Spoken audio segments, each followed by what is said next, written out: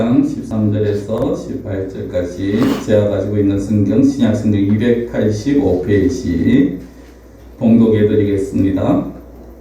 깨어 믿음에 굳게 서서 남자답게 강건하라. 너희 모든 일을 사랑으로 행하라. 형제들아, 스데바나의 집은 곧 아가야의 첫 열매요 또 성도 섬기기로 작정한 줄을 너희가 아는지라. 내가 너희를 권하노니 이 같은 사람들과 또 함께 일하며 수고하는 모든 사람에게 순종하라.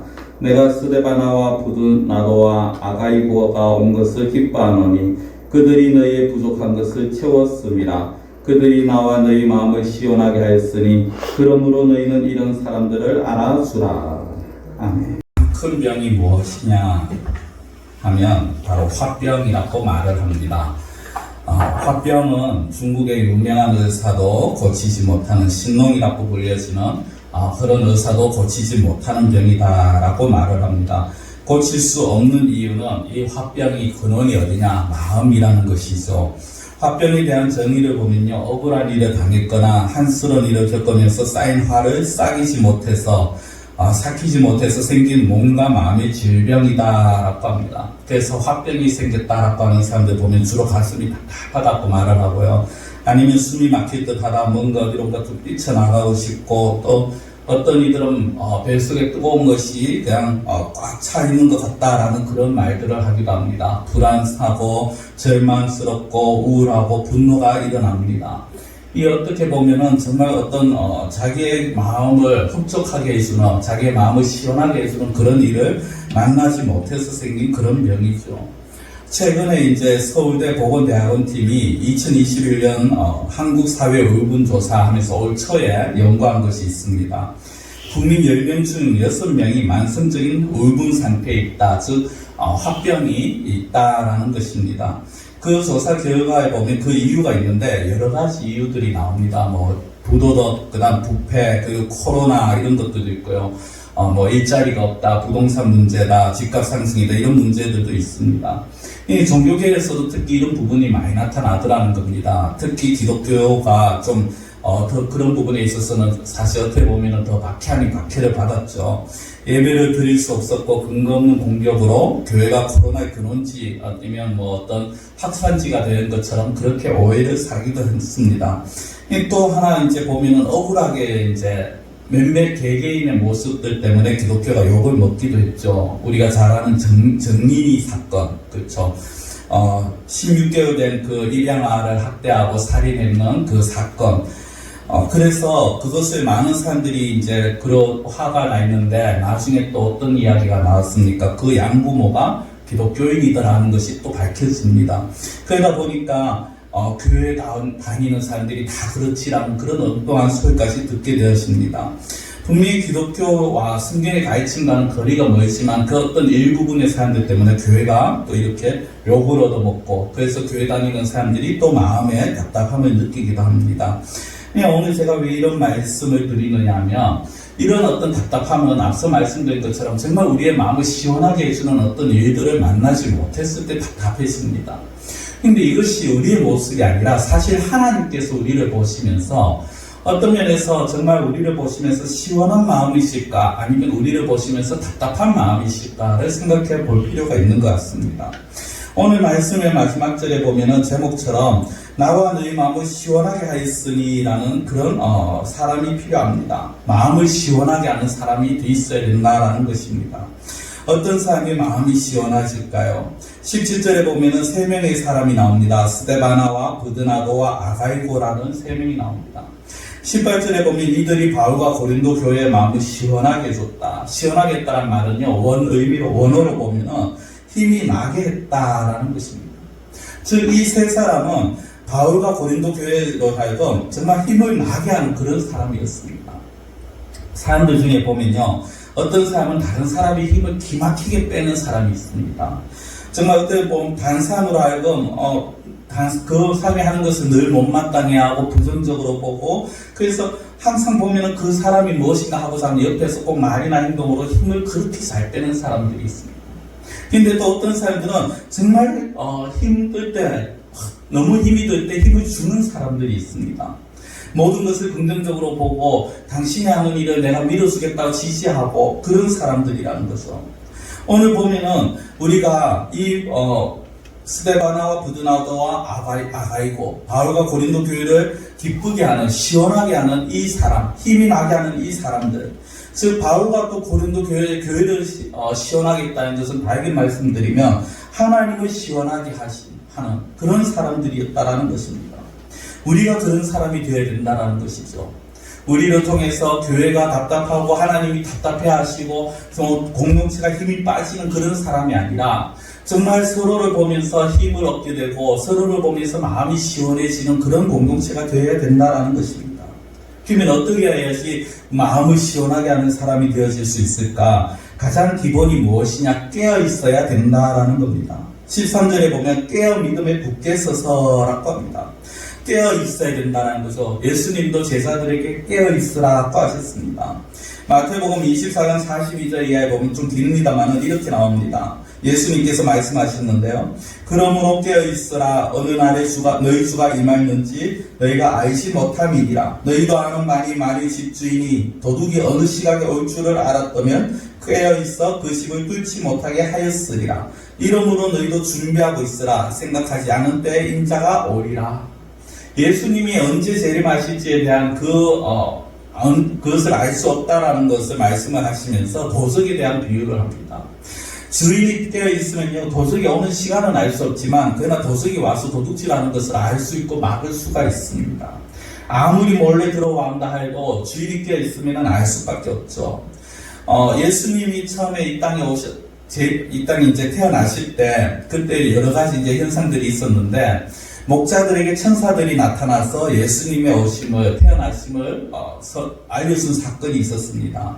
그때 그 목자들이 만약에 그 밤에 자기들의 처소에서 아니면 그냥 목초지에서 자고 있었다면 그들은 천사들의 말을 듣지 못했을 것입니다.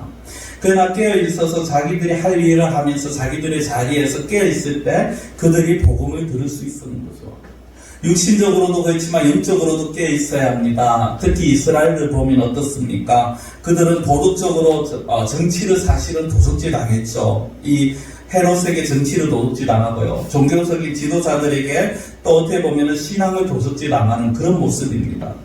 그러면서 더 중요한 것은 그 신앙을 도둑질한 그 종교 지도자들 때문에 자기들이 잘못 믿고 있음에도 불구하고 마치 잘 믿는 줄 착각하고 있더라는 겁니다. 그래서 그 시대나 이스라엘이나 예수님 당시나 또 바울 당시나 오늘날이나 중요한 것은 기독교인들은 깨어 있어야 된다라는 것입니다. 엘리사는 보십시오. 엘리사는 어느 정도였느냐 보면은 적국의 왕이 그 왕이 친실에서 하는 말까지도 다 알아서 이스라엘 왕에게 보고를 합니다. 언제 어느 때로 적군이 올 것입니다라는 그런 보고를 할 수 있습니다. 그것은 그만큼 엘리사가 영적으로 깨어 있었다라는 겁니다. 이때 이 시기 많은 사람들이 참 말세다, 많은 사람들이 엉망이다라고 말하는 이때예요. 정말 종교인들, 기독교인들이 깨어 있어야 된다라는 겁니다.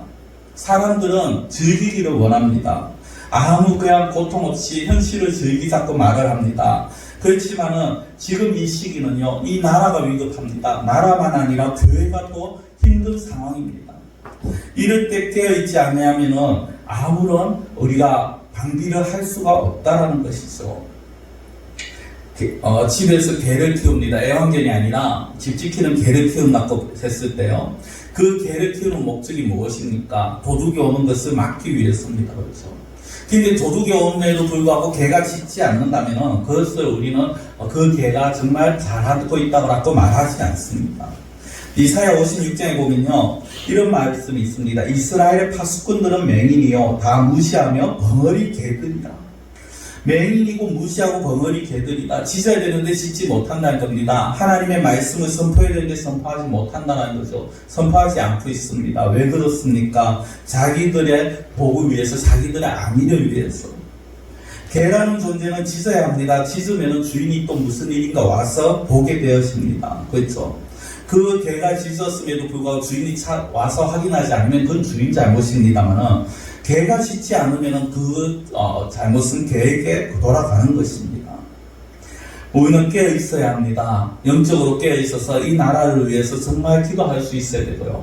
이 나라가 지금 어떠한 상황인지, 우리 교회가 정말 얼마나, 우리 교회만이 아니지 한국 교회가 얼마나 지금 힘든 상황이 있는지 우리는 늘 깨어 있어야 합니다. 그리고 깨어 있으면 그 다음에 무엇을 해야 됩니까? 믿음에 굳게 서서라고 말씀을 합니다. 믿음에 굳게 서서, 믿음을 원하십니다. 하나님은 우리가 깨어있어야 된다고 말씀합니다. 실제 깨어있는 자들은요, 깨어있기 때문에 믿음으로 나아갈 수 있게 됩니다. 믿음으로 나아간다는 것이 무엇입니까? 하나님만 의지한다는 것입니다. 깨어있는다는 것은 늘 하나님을 의지하는 자들입니다. 깨어있다는 것은 정말 이 나라를 위해서, 이 한국교회를 위해서, 또 우리 자신을 위해서 깨어있다는 것은 우리의 모든 것을 하나님께 맡기는 사람들입니다. 사사기에 보면 기드온과 300명의 용사들이 나옵니다. 그 300명을 뽑기 위해서 처음에 이스라엘 가운데 뽑고 또 다시 그 가운데 추리고 또 추려서 300명을 만듭니다. 근데 그 300명은 너무나도 부족한 숫자죠. 그러나 하나님은 그 300명을 통해 일하십니다. 그 300명을 통해 일하실 때 그것이 결국 무엇을 말합니까? 너희들의 수는 부족하지만 나를 의지할 때 내가 일을 하겠다라는 것입니다. 히브리서 10장 38절 보시면요, 의인은 믿음으로 말미암아 산다라고 말씀하시면서 그 뒤에 이런 말씀을 합니다. 뒤로 물러가면 내 마음이 저를 기뻐하지 아니하리라. 이것이 무엇입니까? 믿음으로 서지 않는다는 겁니다. 뒤로 물러간다는 것은 하나님의 말씀대로 전진하지 않는다는 것입니다. 하나님의 말씀 따라 살지 않는다는 것입니다. 그런 자는 하나님이 기뻐하시지 않으십니다. 역으로 이야기하면 어떻게 됩니까? 하나님을 의지하는 자, 어떤 상황 속에서도 말씀을 포기하지 않는 자, 어떤 상황 속에서도 세상과 타협하지 아니하고 하나님을 의지하는 자, 그런 자를 하나님께서 원하시고 기뻐하신다라는 것입니다. 신앙의 세계에도 영웅이 있습니다.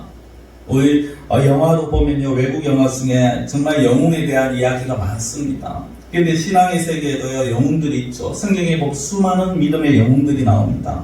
사사기에서도 영웅들이 나오고요. 히브리서 11장에 보면 특히 믿음의 사람들이 등장합니다. 노아, 에녹, 아브라함, 요셉, 다니엘, 그리고 다니엘의 세 친구와 욥과 다윗과 베드로, 바울, 여러 사람들이 있습니다.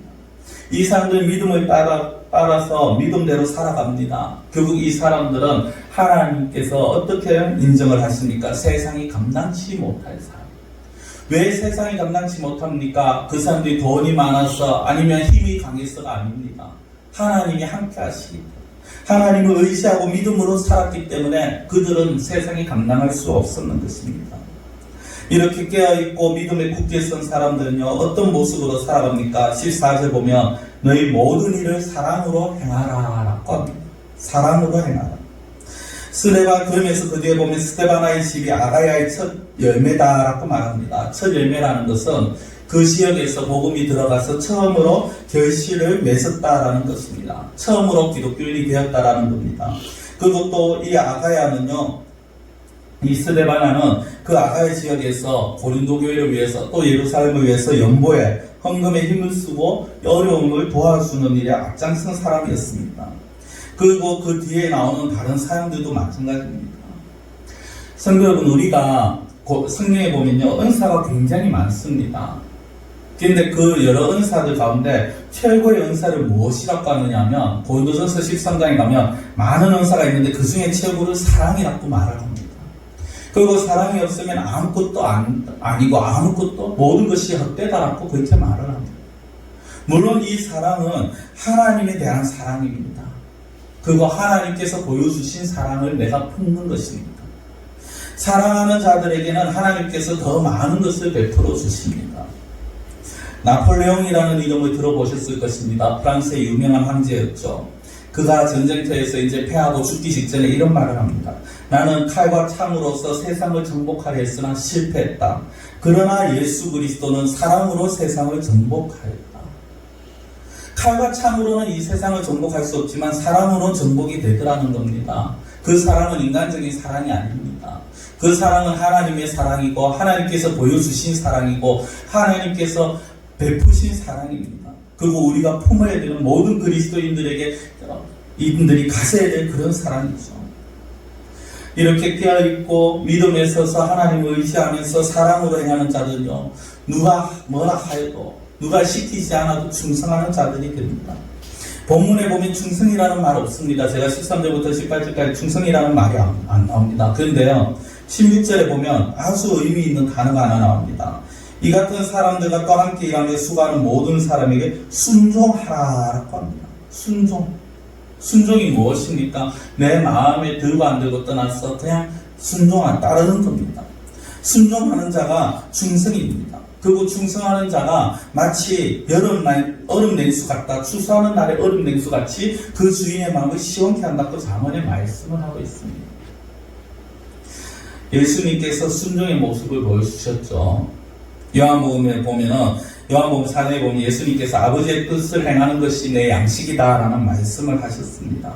그 시편 40편에도 보면 나의 하나님이여 내가 주의 뜻 행하기를 즐기오니 주의 법이 나의 심중에 있나이다 라고 다윗이 고백합니다. 주의 뜻을 행하는 것이 즐겁다라는 것입니다. 주의 뜻 행하기를 즐거워한다. 하나님의 뜻을 행하는 것이 그것이 나의 양식이다. 오늘 바울도요, 어떻게 나옵니까? 바울을 기쁘게 하는 사람들, 이 사람들, 앞서 말씀드린 이 세 명의 사람들이 성경에 보면 그렇게 출신 성분이 좋은 것도 아닙니다. 교육을 많이 받았다, 부자다 이런 이야기도 나오지 않습니다. 이 중에는 노예 출신도 있습니다. 그러나 그들은 사랑을 가지고 섬깁니다. 사랑을 가지고 말씀에 순종합니다. 사랑을 가지고 이들 정말 어떻게 보면 하나님을 위해서 살아갑니다. 성도 여러분, 우리가 이 시간에 사실 이 한 3일간, 주일 지나고 3일간 살아오면서 우리의 모습을 다시 돌아보고요. 그것도 우리가 다시 한번 다짐하고 작정하는 시간이 되어야 될 것입니다. 무엇을 작정하고 무엇을 다짐하느냐? 하나님을 경외하고 예수님을 잘 믿기로 작정하고 다짐하자라는 것입니다. 이것이 당연한 것 아니냐라고 할 수 있습니다만 실제 많은 사람들이 또 이 사회가, 이 세상이 그 당연한 것을 당연하지 못하게 하고 있습니다. 많은 것들이 우리를 가로막고 있고 방해를 하고 있습니다. 말씀대로 살지 못하게 합니다. 깨어있지 못하게 합니다. 믿음에 굳게 서기보다는 세상과 타협하게 만듭니다. 그렇죠? 사랑으로 행하기보다는 내가 먼저 사랑을 받기를 원합니다. 순종하기보다는 계산을 먼저 하고 원합니다. 이제는 그런 모습을 버리자라는 것입니다. 깨어있어서 믿음에 굳게 서고 그리고 모든 일을 사랑으로 행하고 순종하고 충성하는, 그래서 정말 다른 사람들은 몰라도 여기 있는 저와 여러분들만큼은 우리 교회 공동체다. 그리고 하나님께서 우리를 보시고 기뻐하시고 우리 교회가 우리 때문에 힘이 나는 그러한 우리의 모습이 되어야 될 것입니다. 기도드리겠습니다. 사랑의 하나님 아버지, 우리가 살아가면서 정말 하나님의 마음을 시원하게 하고 있는지 아니면 답답하게 하고 있는지 다시 한번 저희 자신을 돌이켜보기 원합니다. 하나님, 우리의 모습이 우리 교회 공동체로 하여금 힘이 나게 하는지 아니면 힘이 빠지게 하는지 우리 자신을 다시 한번 되돌아보는 그러한 저희들의 모습 되게 하여 주시옵소서. 저희들 늘 깨어있게 하여 주시옵소서. 육신에 깨어있음이 아니라 영적으로 깨어있는 저희들이 되게 하여 주시옵시고 예민하고 민감하여서 정말 하나님의 뜻을 늘 분별하게 하시며 하나님의 뜻에 믿음으로 충성하며 나아가는, 그리고 사랑으로 모든 이들을 대하는 그러한 저희들의 삶이 되게 하여 주시옵소서. 나 자신의 안위와 편리와 유익과 재미와 쾌락을 위해서 살아가는 것이 아니라 하나님의 마음을 시원하게 하기 위해서, 공동체를, 교회를 힘을 내게 하기 위해서 살아가는 그러한 저희들의 모습이 될 수 있도록 하나님 저희들을 붙들어 주시고 도와주시옵소서. 간절히 원하고 예수님의 이름으로 기도드리옵나이다. 아멘.